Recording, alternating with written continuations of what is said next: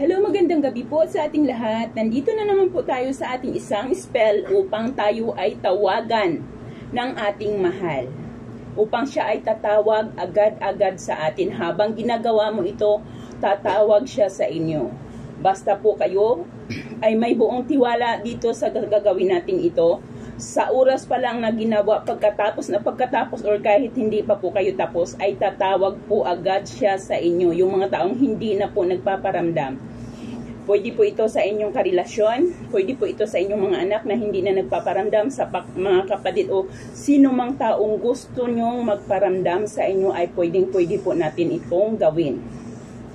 Basta po magtiwala lamang po kayo sa ginagawa ninyo, mag-focus po kayo at tiyak po talagang magtatagumpay kayo sa oras po na ginawa natin ang spell na ito.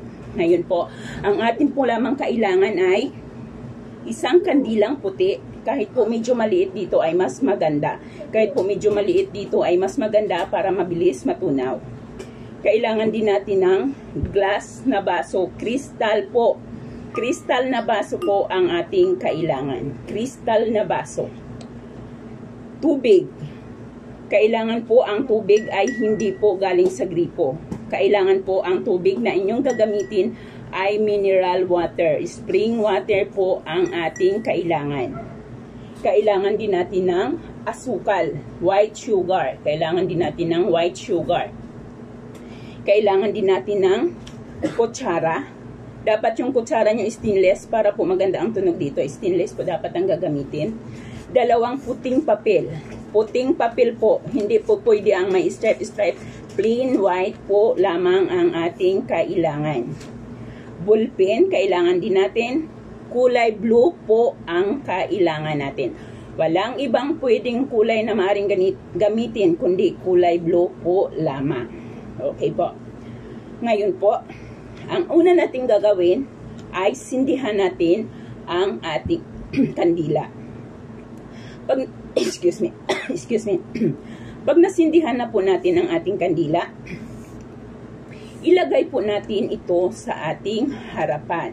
Ilagay natin ito sa ating harapan habang nakasindi ang ating kandila. Pagkatapos, pag ilalagay na ito sa ating harapan na nakasindi, ay kuhanin po natin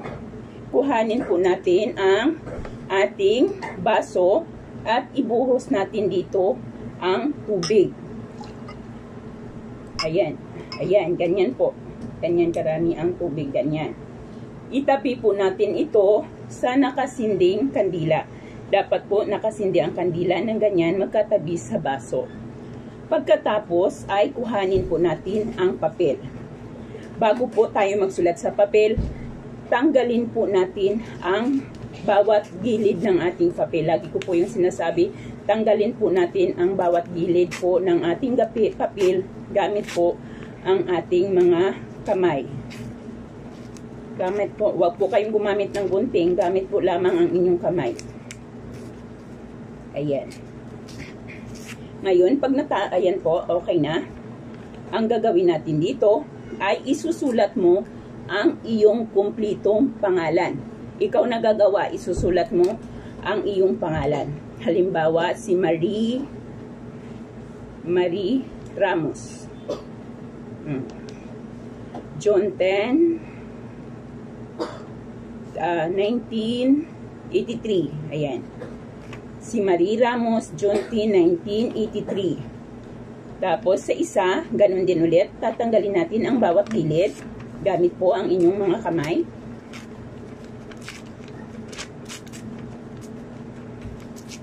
Ito po ay upang mailagay natin ang ating enerhiya sa ating papel.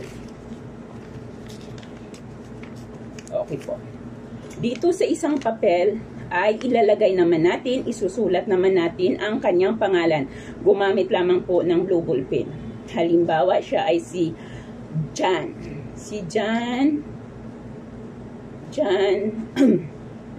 de la Paz. Okay. John de la Paz. Ayan. Ipinanganak siya noong May 1, 1980. Ayan. Si John, 1980. Ngayon, kuhanin mo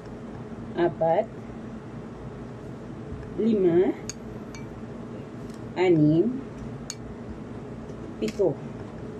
Ngayon, pag nalagay po natin ang asukal, ay ikatok po natin muli ang kutsara ng 3 beses. 1, 2, 3. Pagkakatok po, ipasok ang kutsara at halu-haluin mo itong mabuti. Habang hinahalo-halo mo, mag-focus ka sa taong ito. Pakaisipin ng husto ang taong ito.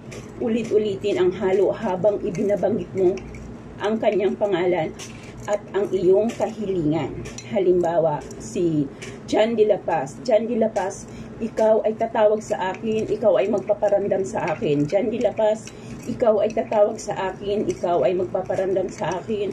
John de la Paz, ikaw ay tatawag sa akin. Ulit-ulitin po ninyo iyon habang hinahalo mo ito. Hanggat kaya mo ulit-ulitin, ulit-ulitin mo po. Sige lang ang ulit mo hanggang sa siya ay magpaparamdam sa'yo. Gawin po ninyo ito guys nang may buong tiwala at tinitiyak ko po sa inyo na kayo ay magtatagumpay. Ano po ang gagawin nito? Itatabi lang po natin ito sa kandila. Hayaan po natin na matunaw ang kandila. Hayaan po natin na matunaw ang kandila at habang hinihintay ay ulit-ulitin po ninyong itong haluin at banggitin ang kanyang pangalan kasunod po ng inyong hiling. Ulit-ulitin nyo pong haluin, banggitin ang kanyang pangalan at ang iyong hiling hanggang sa tuluyang maupos ang kandila. Pag naupos po ang kandila, ano po ang gagawin natin dito sa tubig na ito? Maaari po ninyong itong i-flush sa inyong mga bowl or maaari ninyong itapon sa inyong lababo or maaari po ninyo itong itapon sa labas. Pero mas maganda na po kung i-plus na lamang po na lang natin ito sa ating mga toilet. Gawin po ninyo ito ng tama at tinitiyak ko po sa inyo. Kayo po ay may tiwala, may buong tiwala sa inyong ginagawa at tiyak na po talaga ay kayo ay magtatagumpay po. Okay po. Yun po lamang. Magandang gabi po sa ating lahat at sana po ay nag-start ng ating unang araw ng linggo ng isang magandang araw. Maraming salamat po. Pwede nyo po itong gawin anytime at any day. Kahit anong oras, anong araw, ay pwede po ninyo itong gawin. Yun po lamang at magandang gabi po.